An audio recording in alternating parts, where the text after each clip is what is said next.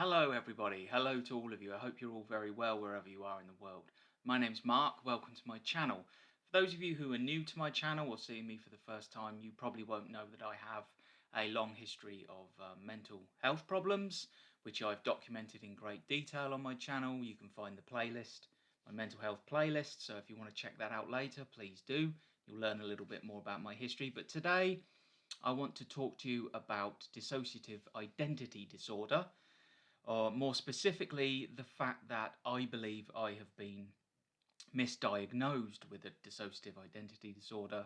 I've had problems in the past with anxiety and dissociation. I had many years ago a very nasty period of my life where I was in a psychiatric institution where I was diagnosed with DID, dissociative identity disorder, but I believe that it was a misdiagnosis, and I'm going to talk about that in this video, hopefully in the hope that this might help other people who think they may be suffering with it.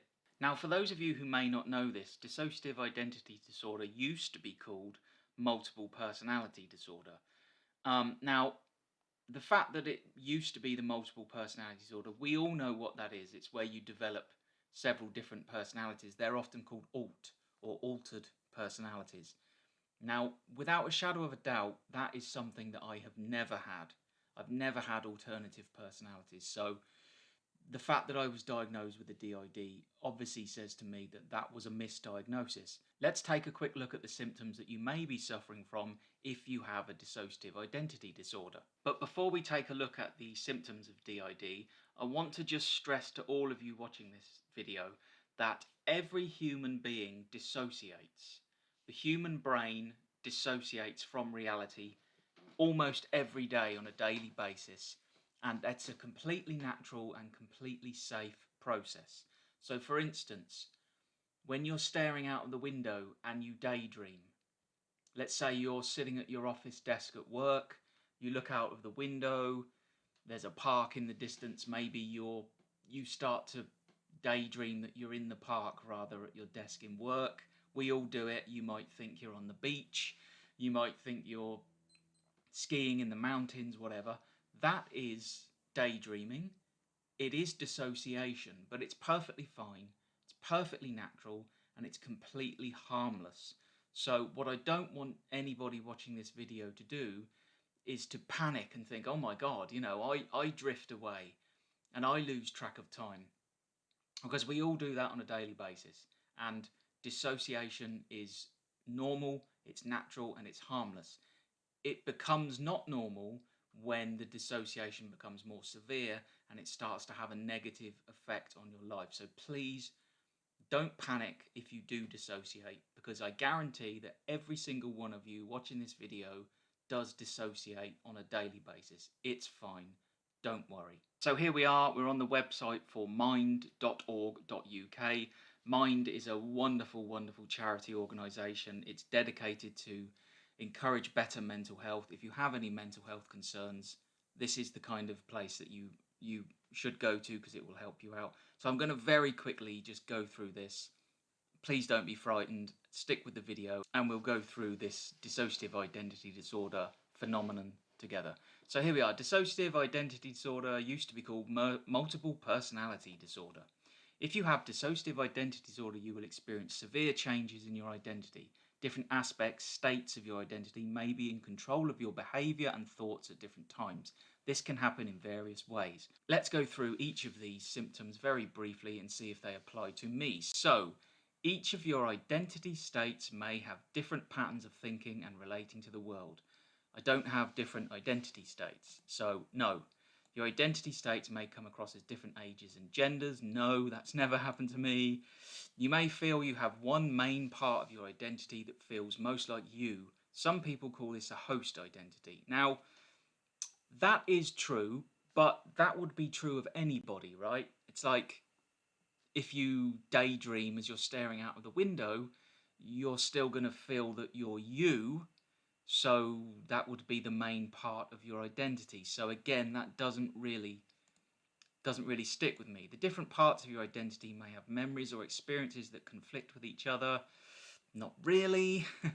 you're getting a pattern to this, right? Some people refer to these different parts of your identity as alters or parts. No, never had an alter. You might not have control over when different parts of your identity take over. That could be true because I certainly do drift off and dissociate more than a lot of people.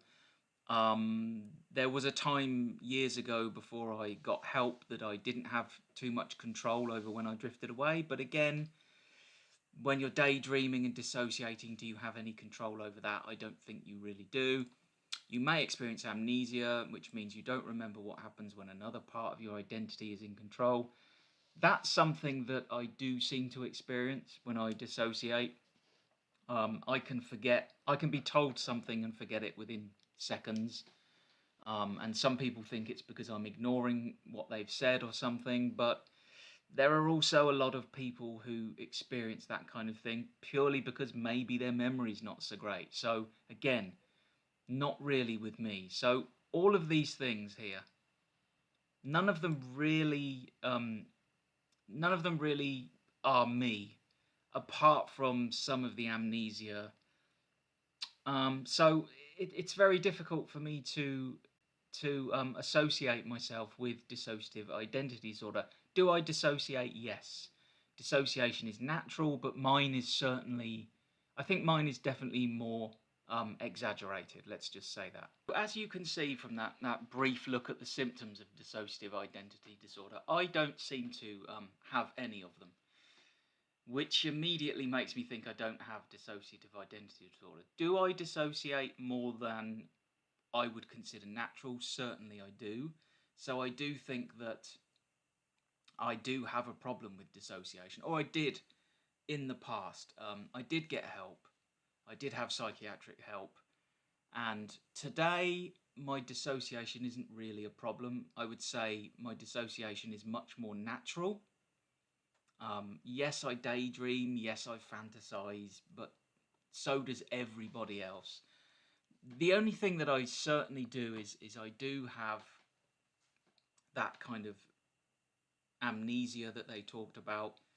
Somebody can say something to me, or I can be doing something that I do on a very regular basis, that you repeat, and I can sort of forget that I've got something within that to do and miss out a task, so to speak. So there's definitely an element of amnesia with whatever level dissociation that I have. Now, I've done lots of research over the last few years on dissociative disorders, and one of the main triggers is, they say, childhood trauma can trigger that. Now, I wouldn't exactly say my childhood was particularly traumatic, but I did begin to suffer from quite bad anxiety. Whilst I was still at primary school, I was about 8 or 9 years old, and that anxiety, excuse me, that anxiety, certainly for a child of that age, who at the time didn't understand anxiety, was fairly traumatic, I guess. I still have anxiety now. I've also had mild agoraphobia in the past. I've had counselling for my anxiety, so it's not too much of a problem these days. But whether or not anxiety would be considered enough trauma to consider a dissociative identity disorder, I don't think so. Like I said, I've done lots of years of research into this, and it seems to me that to develop a DID, the trauma has to be much more severe than anxiety. I've watched lots of people on YouTube that have DID, and well, I'm not going to go into details, but the kind of trauma that they've experienced is far, far more extreme than anything I ever have. So again, that leads me to believe that DID is not what I have, because I have not suffered childhood trauma or trauma at any point in my life that could have triggered such an illness. It seems to me the main symptom of dissociative identity disorder is the idea that you develop more than one identity. You have multiple personalities. That is something that I've never had.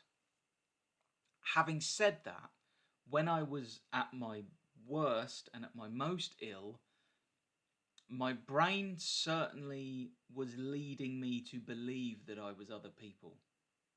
But again, I've watched lots of videos and I've read lots of scientific or psychological based papers, I should say, on this. And I've watched videos where people actually go from being one personality to another.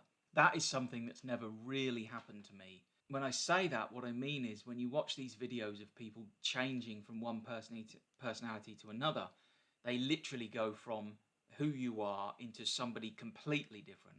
And they believe that they're a different sex, they're a different age, they live in a different country. I've even seen some people change from one personality into another where they'll speak a different language because they believe their brain is from somewhere else, you know. That's never happened to me, but certainly when I was at my worst, my brain was certainly making me think that I was somebody else, which led to all kinds of odd behaviour. But I certainly have never had that immediate switch from one person to another.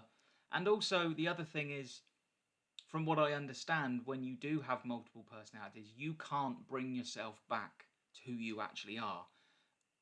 When I was at my worst and my most ill, I could actually just kind of say, hang on a minute, that person in my head isn't me, me is Mark.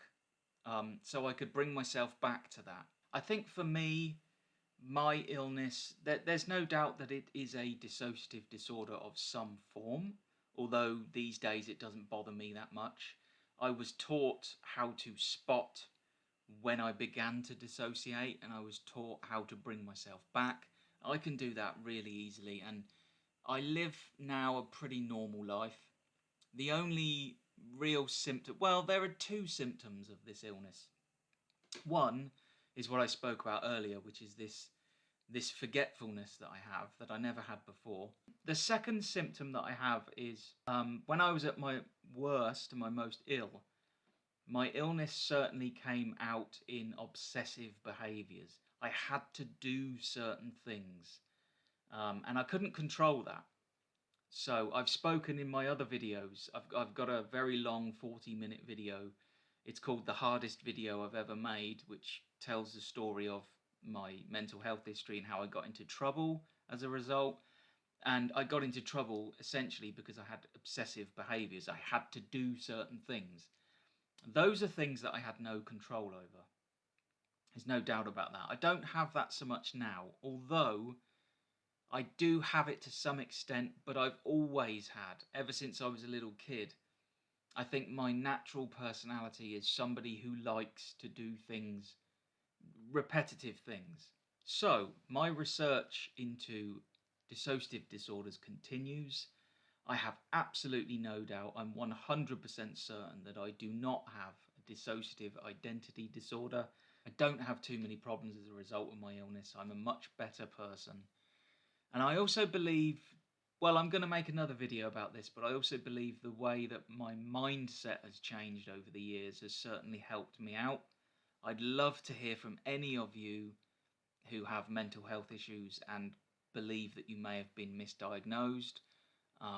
And have you done your own research like I'm doing? And if you do suffer with any mental health issues and you're not getting help, please do so, because even though I may have been misdiagnosed, please don't let that put you off. If you have psychological issues, you do need some help. Please get some help. Please stay safe. Thank you for watching, and I'll see you all again very, very soon.